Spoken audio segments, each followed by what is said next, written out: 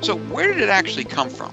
It's actually been around a while. It's been from the 60s. There's a guy named Professor Kalman, control theory. And he came up with this big message about what observability is all about. And he's even got an algorithm there. And I have no idea what that actually means. I kind of take a different view of it because if you look at this, and if you look at every vendor out there has a solution about observability and a white paper and all that stuff, there is no reference document. There's no IEEE document. There's no RFC. There's no document anywhere that actually defines what observability is. Now, I spent a lot of time working in Wi-Fi, and the latest Wi-Fi standard is 11AX. So why do I bring that up? 11AX took 14 years to develop that standard with thousands of pages of documentation. The only thing that defines observability is those 14 words across the top. Observability allows you to understand the behavior of systems from the data they produce. So even though Crible and many other companies have all these white papers of what we think it is, there is not a RFC or approved document by anything more than individual organizations of what observability actually does. Now, I have a little bit of a different take on it, where it came from. I think observability really was established or really started October 27th, 1980. Now, that's pretty specific if you think about it, because on this date, the internet failed. It really did. No joke. No access to websites, no social media, no email, no Amazon, no cat videos, none of all that stuff. Okay, I'm joking. It didn't exist at that point yet. But what happened on that date in 1980, the internet, the DARPANet, the ARPANET, whatever you want to call it, failed. It just locked itself up and it didn't work anymore. And they spent some time, took a couple days to figure out what was going on, and came out of that, they wrote an RFC called 789, Summary of Failure and Network Vulnerabilities. And pretty much what they said is a built-in software alarm system might have enabled us to restore the network more quickly, significantly reducing the duration of the outage. Well, that kind of makes sense. Translation is that no matter how good a job you do with designing your infrastructure, with designing your applications, when setting up your network, something's going to happen. Something's going to go wrong. And the more data you're gathering, the more data you have the ability to see, the quicker you're going to be able to resolve that issue. And really, that's all they're actually saying. So where are we today? What is the enterprise today? The enterprise today is we are gathering enormous amounts of data. There's an enormous amount of tools out there to gather the data. There's an enormous amount of tools to send the data to. And we've gotten to the point today that our ability to generate and collect data now exceeds our ability to analyze it. So we've got to have a better way to do it. We've got to have a better way to look at it. And that's what observability is all about. It's about putting together a solution, putting together a system. Be aware, and I'll talk about this a little bit later, observability is not an actual product. No matter what all these vendors say, you cannot go out and buy an observability solution. You can buy individual components of it, but you have to actually build that yourself. And that's very, very important to understand.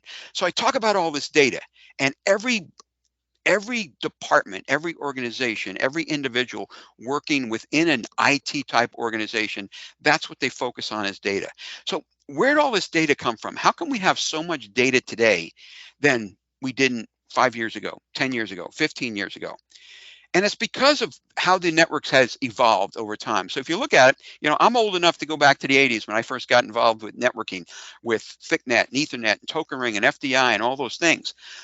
The issue is as we've evolved over the last 30, 40 years, new technologies have come along, new protocols have come along, new vendors have come along, and as a result, we've generated an enormous amount of data to the point that I can't look at it all. At the same time, we came along and we have cloud storage, which is great. So now I can stick it out in the cloud and maybe deal with it in 10 years from now. And one of the people I blame for this, and I mean that nicely, is Splunk, because Splunk didn't invent observability, but they darn sure were the catalyst for the growth in the amount of numbers we have. And we're a big supporter of what they do. But not only did they generate a lot more data or develop systems to generate a lot more data and look at more data, they also generated a lot more companies that came along to kind of mirror or enhance or complement what they do. But as you can see, over the last 30 or 40 years, all these different technologies, all these different changes, all these different things have come along to actually allow us to generate more and more data. So there's got to be a way to control it. There's got to be a way to understand it. And that's where observability came. Somebody sat down one day and said, hey, we'll just call this observability. So what is it? And this is a big thing that a lot of people say, you know, I know what observability is because I read a white paper, I sat in on a blog or a podcast from this one company. But then if you're on another company, they're going to have a different message. And another company might have a different message. So what's the truth here? It's the next generation of monitoring. Well, some people say that. It's a shiny new application and it's on sale now.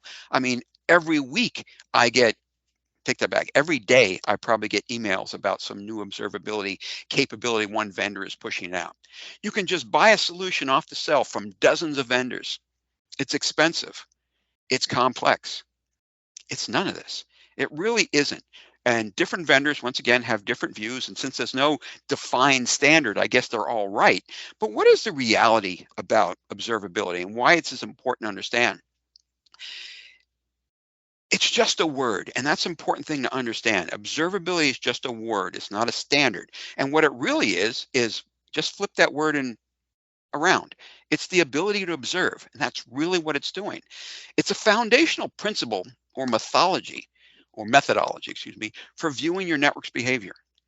It's actually not for sale. You can't buy it. As I said before, you must build it. There's a lot of great components, but every network is going to be different. What Tesco might require as an observability solution would be totally different than a smaller organization or a military organization or an aerospace organization.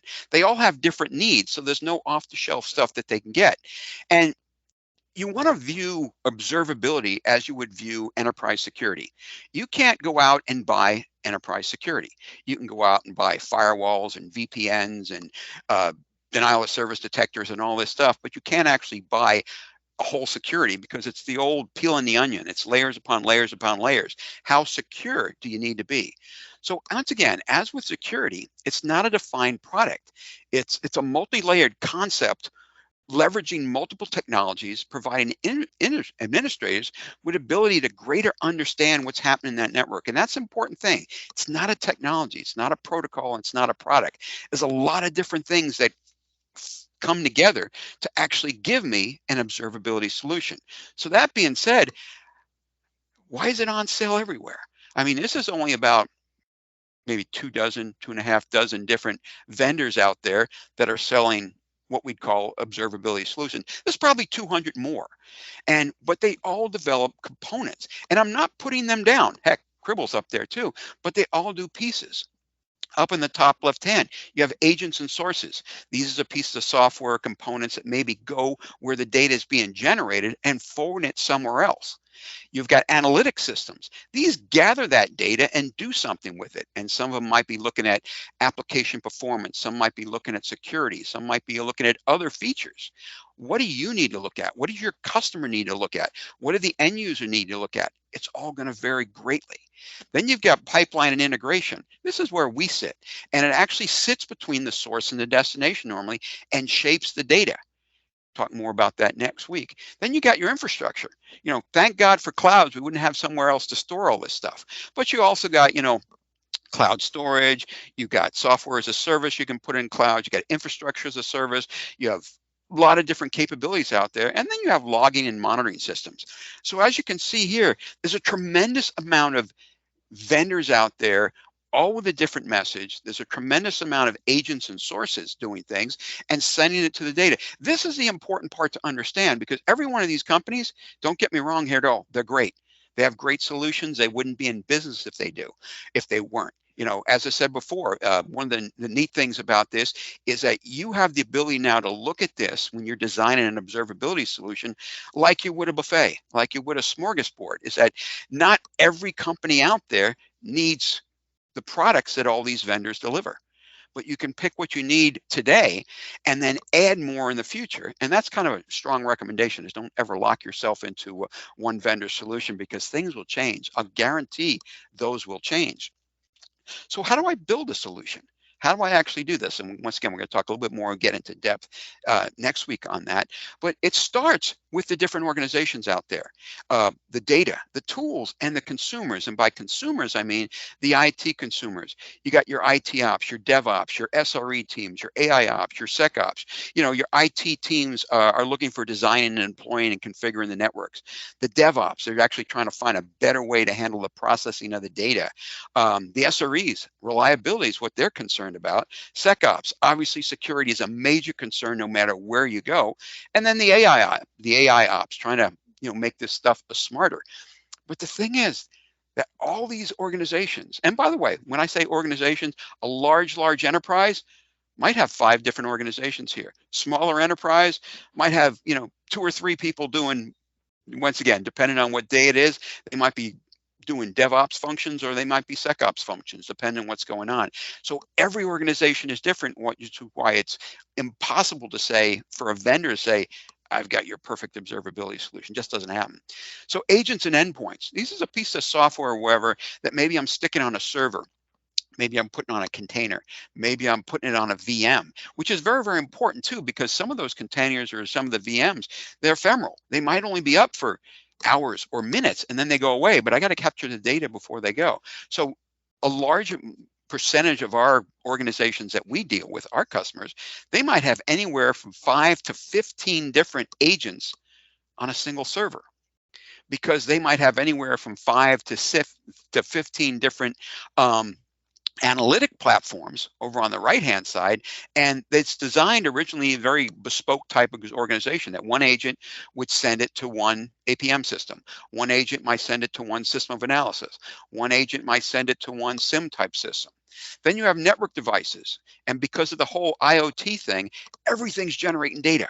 Your access points, your little devices, anything that's Wi-Fi enabled pretty much will generate data. So then your applications, yeah, they're kind of important too. And they're running everywhere.